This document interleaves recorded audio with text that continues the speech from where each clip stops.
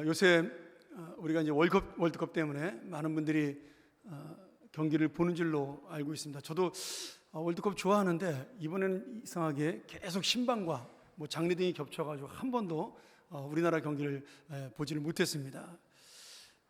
지난주에 그 목요일인가요? 금요일인가 우리나라 경기하는 날, 그날도 중환자실에 있는 분을 신방하느라고 11시에 딱 정확하게 면회 시간이었기 때문에 할 수 없이 그날도 이제 경기를 보지 못하고 갔다가 오는데 이제 경기가 끝났나 봐요. 저희 아이가 엄마한테 카톡이 왔더라고요. 그래서 엄마 경기 봤어? 우리 집사람이 이제 신방 갔다 오느라고 못 봤어. 그랬더니 거기다 뭐라고 했냐면 엄마 오늘의 진정한 승리자는 경기를 안 본 사람이야. 이렇게 그렇게 보내왔더라고요.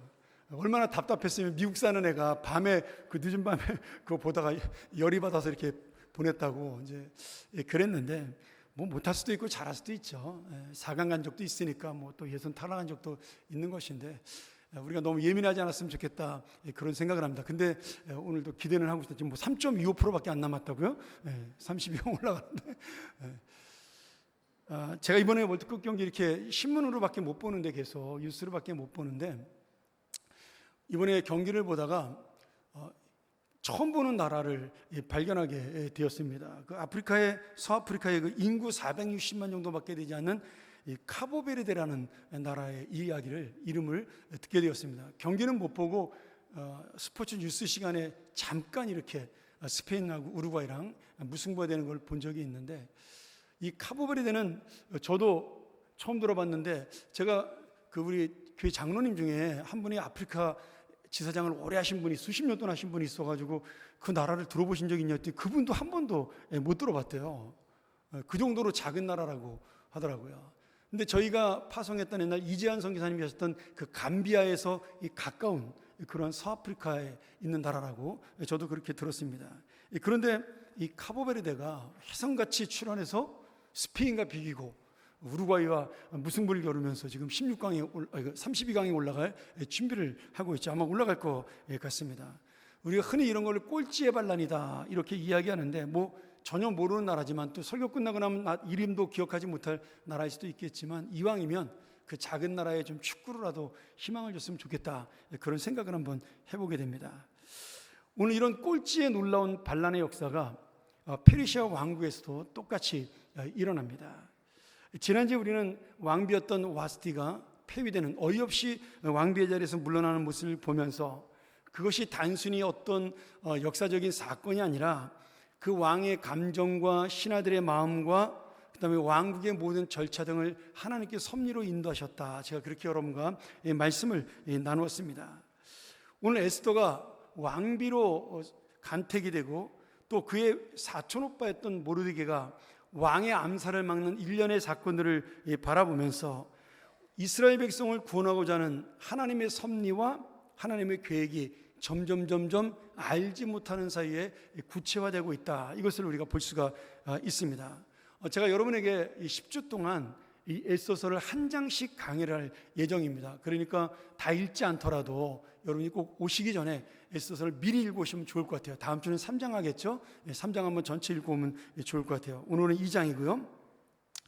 오늘 저는 그래서 이 2장에 나타난 이 에스더가 왕비로 간택이 되는 그 놀라운 은혜와 그리고 모르드게가 아하수르 왕의 암살 음모를 막는 그 에피소드 사건을 통해서 하나님께서는 단순히 이 세계의 역사와 그리고 큰 어떤 사건에만 이 섭리를 베푸시는 것이 아니라 우리 인간의 개인적인 어떤 인생에도 하나님의 섭리와 역사를 베풀고 있다. 그 사실을 나누면서 여러분의 인생 가운데 임하시는 하나님의 은혜, 하나님의 섭리, 하나님의 역사를 돌아보는 귀한 시간이 되기를 간절히 축원합니다. 첫 번째는 우리의 연약하고 부족한 인생을 은혜의 섭리로 바꾸시는 하나님의 역사입니다.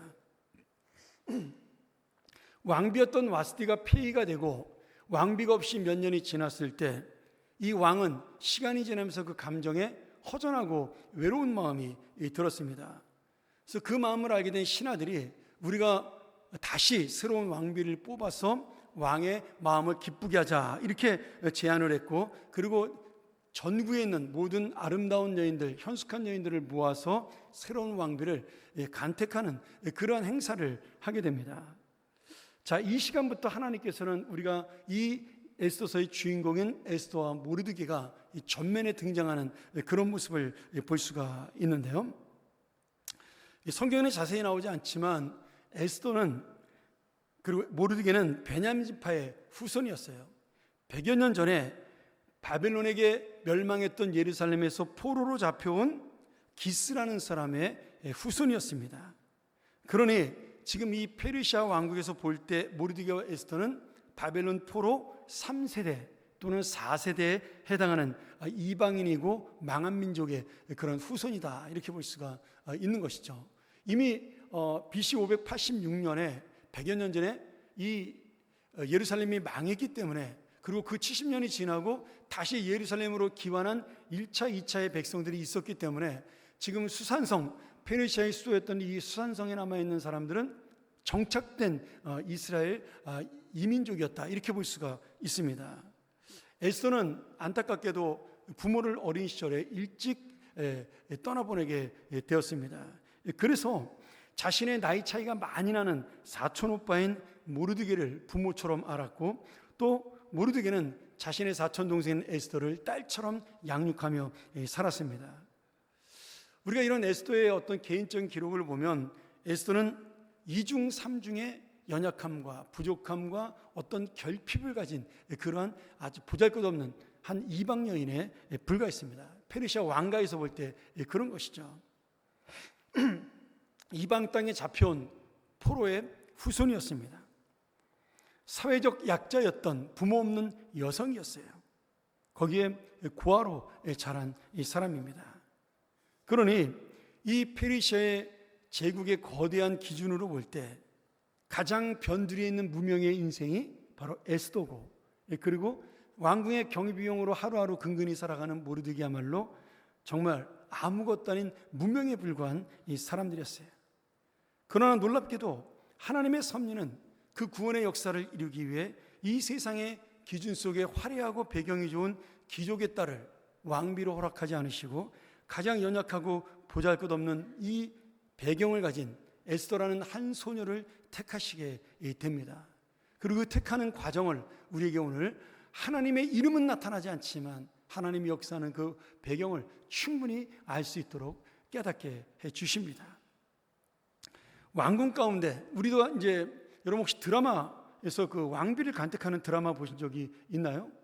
예전에 굉장히 오래전에 저는 못 봤지만 그 해를 품은 달인가요? 그 드라마에서 왕비를 간택하는 모습을 제가 본 적이 잠깐 있습니다. 그런데 그 드라마 전체는 모르지만 하여튼 그 왕비를 간택할 때 그 당시에 6개월 동안, 그러니까 1년 동안인가 그 조선 전체에 있던 사람들의 모든 백성들을 결혼을 금지시켜요. 그렇지 않습니까? 그리고 모든 여인들이 결혼하지 아니하고 왕비의 후보가 될 수 있도록 그렇게 하게 되죠. 페르시아도 마찬가지였어요. 그렇게 해서 전국에 있는 여성들을, 그중에 이 각 도에 흩어져 있는 도지사들이 그 후보로 뽑은 가장 아름답고 지혜로운 여인들을 선출해서 왕궁으로 보내게 됩니다. 그래서 에스더도 그 안에 뽑혀서 자신이 자원한 것이 아니라 그렇게 선택이 되어 왕궁 가운데 함께 거주하게 되죠. 그런데 오늘 하나님께서 이 왕궁 가운데 왕후가 되기에 준비하는 많은 사람들 중에도 에스더에게 특별한 하나님의 은혜를 허락해 주십니다. 9절에 보면 궁녀를 주관했던 이 왕비 간택의 총책임자였던 장관 넷이 헤게가 에스더를 보고 은혜를 베풀었다, 이렇게 기록되어 있어요. 또 15절에는 이 에스더가 모든 보는 자에게 사랑을 받는 여인이었다라고 기록합니다.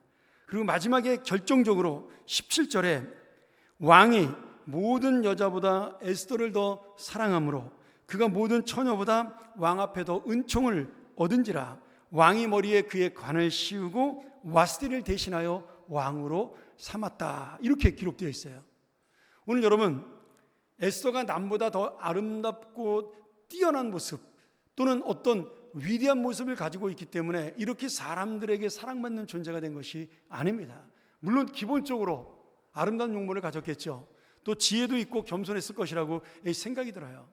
그런데 그런 에스더의 모습이 돋보이도록, 본연에 있는 그 자연스럽게 에스더의 모습이 돋보이고 사랑을 받을 수 있도록 그렇게 마음을 감동시킨 분이 누구냐? 하나님이시라는 사실이에요. 수백 명의 왕비 후보 중에 이 장관이었던 헤게에게 에스더가 눈에 들어오게 하신 그 이유가 바로 하나님의 역사라는 거죠.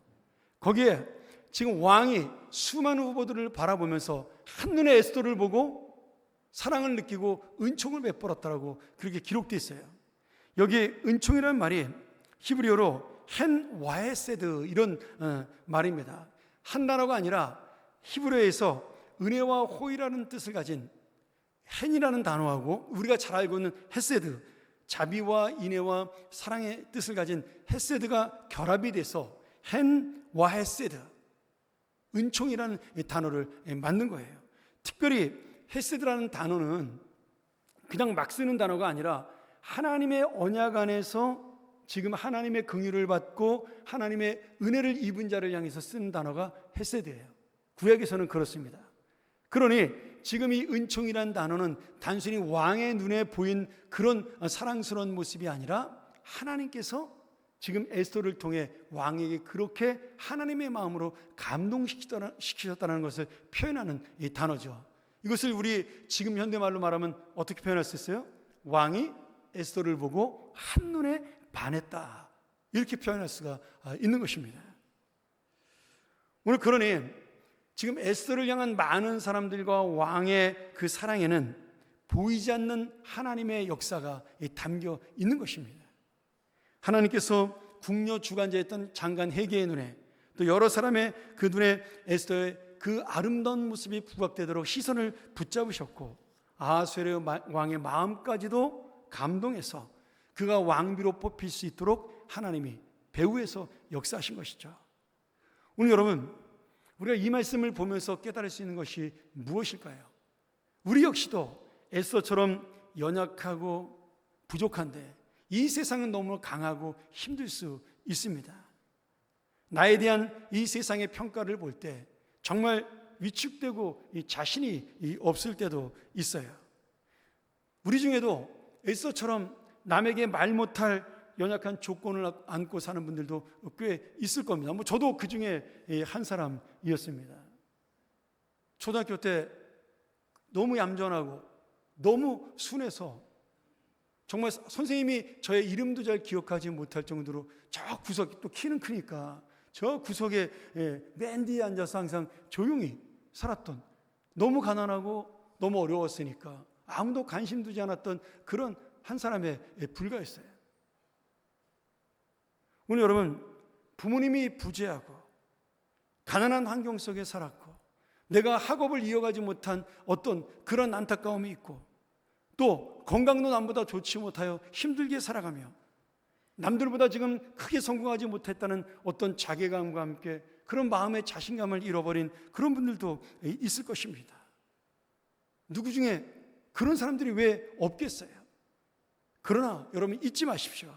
오늘 에스더가 입은 이 은총이라는 놀라운 은혜는 사람들을 끌어당긴 외적인 눈부신 매력이 아니에요. 오직 우리를 사랑으로 인도하시는 하나님의 절대적인 자비의 은혜입니다.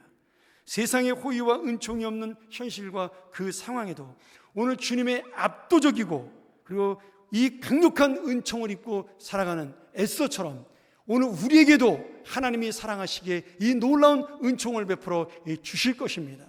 당장은 힘들어도, 당장은 어려워도, 아무것도 아닌 자처럼 보여도 오늘 이 하나님의 놀라우신 은총을 믿고 살아가는 믿음의 자녀가 되기를 간절히 축원합니다. 두 번째로, 하나님께서 우리가 기억하지 못할 헌신도 하나님의 섭리로 사용하시는 역사입니다. 오늘 에스더 2장의 마지막 부분이 갑자기 뜬금없이 부록처럼 에피소드로 소개가 되고 있습니다. 에스더가 왕비가 되었는데 그 사촌오빠 모르드게는 여전히 왕궁의 경비병으로 살았던 사람이에요. 아마도 이 모르드게는 깊은 생각을 하는 사람이어서 에스더가 자기 같은 사람의 친척이고 또 이스라엘 백성이고 이런 소문이 나면 왕비의 어떤 살아가는 모습에 있어서 굉장히 누가 될까 싶어가지고 조심조심 살았다라고 볼 수가 있는 것이죠. 또 그렇게 본문에도 나와 있습니다. 아무에게도 너의 형편과 상황을 말하지 말라라고 모르드게가 왕비가 된 에스더에게 당부하지 않습니까? 이렇게 에스더는 왕비가 되었지만 그를 양육했던 모르드게는 여전히 왕의 경비병으로 자기의 맡은 자리에서 성실하고 그리고 진실하게 살았어요. 그러나 이 경비로 서던 모르드게에게 갑자기 큰 기회가 옵니다.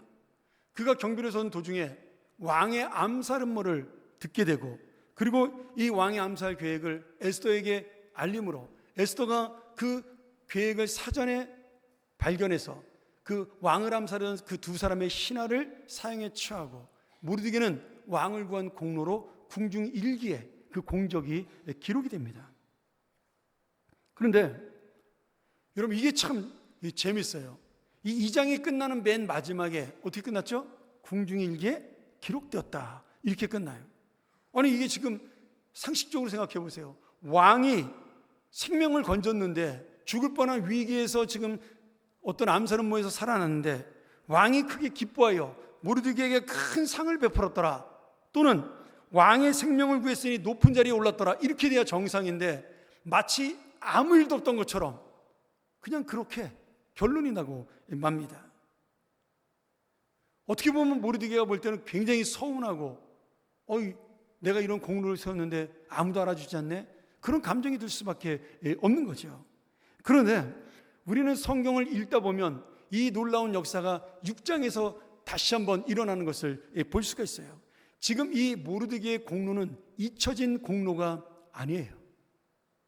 사람들에게 잊혀졌을지 모르지만 하나님은 그 공로를 기억하고 있었던 숨겨진 신비의 공로입니다. 무슨 말씀이냐 하면, 만약 모르드게가 당장 상을 받았다면 무슨 상을 받았겠어요? 아마 금일봉 크게 받던지 뭐 좋은 집을 하나 받던지 아니면 조금 더 1계급 특진하는 그 정도로 끝났을 것이에요. 그리고 그냥 그렇게 왕에게 칭찬받고 끝나는 그런 형편에 처했을 것입니다. 그런데 하나님은 지금 이 보상을 하나님의 창고에 저축해 두셨다가 가장 완벽한 타이밍에 가장 극적인 방법으로 이 모르드게의 공로를 알아주세요. 혼자 끝날 공로가 아니라 온 백성이 알게 되는 공로가 되는 것이죠. 나중에 여러분 6장 한번 읽어보세요. 3장부터 등장하는 이 아하수르 왕의 총애하는 신하, 악한 신하인 하만이 모르드게가 인산한다라는 그것 때문에 자존심이 상해서, 물론 민족적인 감정이죠. 아멜렉 족속이었던 이 하만이 이스라엘 원수였던 이스라엘 백성을 죽이기 위해 왕에게 계략을 꾸며서 이스라엘 백성 전체를 학살하는 음모를 꾸미게 돼요. 왕은 이 하만의 가모니설에 넘어가서 날짜를 정해서 그날 전부 이스라엘 백성을 죽이기로 조서를 내립니다. 그런데 지금 왕은 에스더가 이스라엘 사람인지 모르드게가 이스라엘 사람인지 몰라요. 하만의 계략도 모릅니다. 근데 어느 날 잠을 못 이뤄서 궁중의 일기를 무슨 일이 있었나 이렇게 쭉 살펴보다가 자신을 죽이려 했던 그 암살 음모 사건에 모르드게가 공로를 세운 것을 그 궁중 일기에서 발견하게 됩니다. 그런데 그에게 아무 상이 돌아가지 않았다는 것을 보게 돼요. 그 자기의 신하를 불러서 물어봅니다. 모르드게에게 어떤 상을 줬느냐? 아닙니다. 그냥 기록만 남겼습니다. 그래? 그렇게 하면 안 되지. 야, 내가 총애하는 신하 하만을 불러와라. 하만이 그때 재상이었어요. 국무총리였죠. 왔습니다. 하만에게 물어봤어요. 야, 하만아, 내가 가장 존귀 여기는 사람이 있다면 너는 그 사람에게 좋은 상을 준다면 어떤 상을 주기를 원하느냐? 그랬더니 하만이 그 존귀한 사람을 누구로 착각을 해요? 자기로 착각을 합니다. 그래가지고 왕이 가장 신뢰하는 신하에게 요청을 해서, 명령을 해서 왕이 타는 말에 왕이 입는 옷을 입고 왕이 쓰는 간을 쓰고 마치 왕의 명예와 영광과 권위를 가지고 사람들이 알 수 있도록 그 신하의 손길을 통해서 신하를 마부를 시켜서 성을 한 바퀴 말을 태워 그 존귀한 자를 돌게 하면서 왕이 존귀하게 여기는 자라고 외치며 다니게 하는 것이 좋겠습니다. 이렇게 권유를 해요. 여러분, 한 번에 상 받고 끝나는 것이 아니고 무슨 계급 하나 올라가는 거 끝나는 것이 아니라 지금 가문 대대로 남을 영광을 얻게 되는 것이죠. 왕이 그 이야기를 듣고 너무나 좋은 생각이라고 여기고, 야, 그러면 하만, 내가 너를 신뢰하니까 네가 그 존귀한 자 모르드게를 그렇게 해서 그날 다음날 그렇게 해라. 그래서 이 하만은 죽이려고 했던 모르드게에 오히려 그 말굽비를 붙잡고 그를 존귀한 자라고 스스로 외치는 그런 진짜 아이러니한 기가 막힌 상황 속에 하나님께서 반전을 시켜 주시는 겁니다. 근데 여러분, 이 6장이 제가 미리 말씀드리지만 이 6장의 사건이 그냥 하만을 하나님께서 놀리거나 아니면 그런 극적인 모습을 통해 모르드게를 높이려고 하는 것이 아니에요. 그것이 아니라 이미 하나님께서는 이스라엘 백성을 높이고 모르드게를 높여 하만의 계략이 무너졌다라는 것을 상징적으로 보여주고 있는 것입니다. 하만이 그때 깨달았어야 하는 거죠. 아, 내가 이 사람 건드리면 안 되겠구나. 이거 하나님이 지키는 사람이구나. 근데 그것을 몰랐던 거예요. 여러분, 그러니 오늘 우리가 원수인 하만이 모르드게를 가장 높이는 자가 되어 결국 그 앞에 무릎 꿇게 하시는 이 하나님의 역사를 보면서 하나님은 우리의 헌신과 우리의 공로를 잊지 않으신다라는 거예요. 시편 23편 마지막 말씀처럼 하나님께서는 원수의 목전에서 우리로 하여금 잔치를 베풀게 하시는 놀라운 은혜의 하나님이십니다. 할렐루야. 오늘 우리가 바로 그 하나님의 사랑받는 존귀한 자녀라는 사실입니다.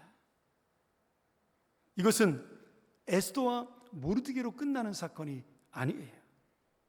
이 하나님의 놀라운 섭리의 방법은 오늘 우리의 인생 가운데도 하나씩 녹아 있습니다. 하나님은 우리 인생 전체를 한 번에 다 보여주지 않고 한 번에 다 이루시지도 않습니다. 나도 모르는 사이에 그 역사는 한 땀 한 땀 인생의 작품을 만들어 갑니다. 이태리 장인보다 더 아름답게. 내가 하나님 앞에 아무리 진실하게 살아도 알아주지 않고 그 지나쳐가는 모든 상황을 보며 우리가 서운한 감정에 빠질 수가 있어요. 여러분, 예수 믿으면서 제일 나쁜 병이 뭐냐면 이 섭섭병입니다. 섭섭병. 예수 믿으면서 진짜 감사를 놓치면 이 섭섭증에 걸리게 돼요. 근데 이 섭섭증이요, 이것 때문에 교회 떠나는 사람이 얼마나 많은지 몰라요. 세상은 우리가 하는 삶에 대해서, 내 봉사에 대해서, 헌신에 대해서, 희생에 대해서 알아주지 않습니다. 또 더 나쁜 경우는 그 봉사하는 게 질투가 나서 봉사를 못하게 또 불평하는 사람도 있어요. 그게 우리 인간의 모습일 수도 있는 거예요. 근데 그것이 나를 실망시키고 넘어뜨려서는 안 된다는 거예요. 목사인 저도 부끄럽지만 그런 섭섭증에 걸릴 때가 있어요. 교인들이 내 중심과 진심을 못 알아준다라고 그렇게 느낄 때, 그러면 저도 집에 가서 섭섭합니다. 다 똑같아요. 근데 그때마다 우리가 깨달아야 될 게, 야, 왜 하나님은 이런 상황 속에 가만히 계실까? 내 믿음의 삶에 왜 응답하지 않을까? 여러분, 똑같아요. 왜 나는 부모 없이 태어났을까? 왜 나는 가난하게 태어났을까? 왜 나는 이렇게 건강하지 못할까? 똑같은 마음이에요. 하나님은 왜 이렇게 침묵하고 나에 대해서만큼은 이렇게 관용을 베풀지 않으실까? 그런 생각이 들 때 여러분, 우리가 놓치지 말아야 될 것이 있습니다. 이것은 침묵과 거절이 아니에요. 하나님께서 잊어버리지 않고 저축해 두시는 놀라운 기록입니다. 믿습니까? 하나님은 한 번도 여러분의 인생을 잊어버린 적이 없으세요. 하나님, 나는 왜 매일 이렇게 힘들게 살아가야 되나요? 내가 왜 이런 일을 만나야 되나요? 정말 감당하지 못할 만큼, 이해하지 못할 만큼 그런 일을 만날 때, 여러분, 하나님이 우리를 바라보고 있지 않기 때문에 그런 것이 아니라는 거예요. 그것은 우리를 향한 하나님의 저축이요, 하나님을 붙들게 하는 은혜를 얻기 위한 기회의 통로라는 사실이죠. 오늘 그리고 하나님은 이 모르드게처럼 결코 우리의 눈물과 수고를 잊지 않으시고 가장 결정적이고 가장 필요한 순간에 오늘 원수의 목전에서 그 상을 베풀어 주실 것입니다. 이것이 하나님의 섭리요 하나님의 역사예요. 말씀을 정리하죠. 이 섭리를 뜻하는 영어 단어가 원래 영어에 없습니다. 이 단어가. 그래서 미국 사람들이 영어 단어를 만들었어요. 어떻게 만들었냐면 이 섭리라는 영어 단어가 이제 프라비던스, 발음은 이제 프라비던스, 원래 이제 프로비던스라고 영어식 발음인데, 이 프라비던스라는 단어를 만들었는데, 이것이 라틴어인 프로, 앞에라는 뜻의 프로와 그 다음에 보다라는 뜻의 비데레라는 단어를 합쳐서 지금 프라비던스라는 단어를 만들어내요. 합성어죠. 그러니까 앞일을 미리 본다, 앞일을 미리 보고 준비한다, 앞일을 계획한다, 이런 뜻으로 만든 단어입니다. 왜 이 단어를 만들었어요? 하나님의 계획과 섭리를 표현할 단어가 없었기 때문에 그런 것입니다. 저는 여러분 이거 보면서, 이 단어의 역사를 보면서 마음속에 그런 생각이 들었어요. 아, 우리는 하나님의 섭리를 모르니까 단어조차도 없었구나. 여러분 그렇지 않습니까? 우리가 하나님의 섭리를 이해하지 못하니까 이 단어조차도 우리가 알지 못했구나. 제가 어느 날 그 아름다운 자수 그림을 본 적이 있습니다. 우리 한번 화면을 볼까요? 여러분 지금 왼쪽은 아름다운 꽃무늬로 장식된 자수예요. 오른쪽은 그 자수를 뒤집은 모습입니다. 이 자수의 뒷면을 보면 여러 색의 실이 어지럽게 엉켜있고 매듭이 가득해서 복잡한 그 모습을 보면 지저분해 보이지 도무지 무슨 모양인지 알 수가 없어요. 그리고 아름다운 자수일수록 더 복잡하고 더 실들이 엉켜있고 그 색깔들이 섞여 있습니다. 그러니 지금 이 자수를 만드는 사람 외에는 지금 이 엉켜있는 실이 어떻게 되어 있는지, 왜 이렇게 복잡하게 매듭이가 있는지 알지를 못합니다. 그런데 이 매듭이 완성되어 자수를 뒤집는 그 순간에 우리는 저렇게 아름다운 자수로 바뀐 그 모습을 볼 수가 있는 것이죠. 이것이 바로 우리의 인생입니다. 이것이 바로 우리의 삶이에요. 여러분, 우리의 인생은 항상 이 뒷면의 자수처럼 혼란하고 엉켜있는 것처럼 보입니다. 하나님은 이 모르드게와 에스더에게 왜 그런 어려움과 고통을 주는지 우리는 이해하지 못해요. 근데 그 아픔 속에, 부모를 잃은 아픔 속에, 고아의 그 외로운 마음 속에 어느샌가 하나님께서 붙잡아 은혜의 옷을 입게 하시고 그의 감춰진 삶의 열매를 드러내어 왕비라는 놀라운 영광의 자리에 앉게 하시며 그 몰랐던 그 공로들을 주님이 드러내어 그를 하나님의 존귀한 자로 세워 주시는 것입니다. 그 아무도 페르시아의 그 많은 백성 중에 그 누가 이 고아 소녀 에스더가 대제국 페르시아의 왕비가 될 줄 상상이나 했겠습니까? 왕궁 경비병으로 쪼그라져 살던 이 모르드게가 나중에 이 왕궁을 호령하는 재상이 될 줄 누가 알았겠어요? 물론 왕비가 되지 않고 재상이 되지 않아도 하나님께서는 우리의 인생을 선한 가운데로 인도해 주십니다. 이 사실은 내가 지금 죽을 죄인에서 예수 믿고 하나님 앞에 영원한 생명을 얻는 주님의 자녀가 된 것만으로도 우리는 이미 아름다운 작품이 된 것이에요. 근데 내가 그 하나님을 만나기에 그 가졌던 과정들이 있지 않습니까? 어떤 분들은 좋은 가정에서 태어나 잘 자라서 부모님 덕분에 하나님을 만난 사람도 있습니다.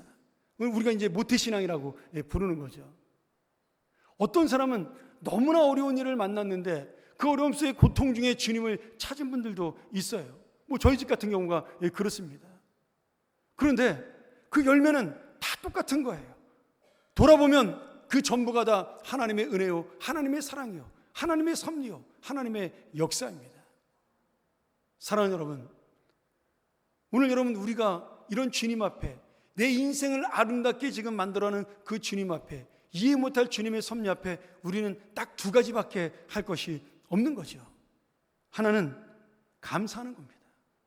내 지나온 삶이 어떤 삶이든 그것을 통하여 주님을 알게 하셨으니 그것이야말로 감사합니다. 또 내 앞으로 어떤 삶이 펼쳐질지라도 주님을 내가 신뢰할 수 있기 때문에 기뻐하며 살아가는 것입니다.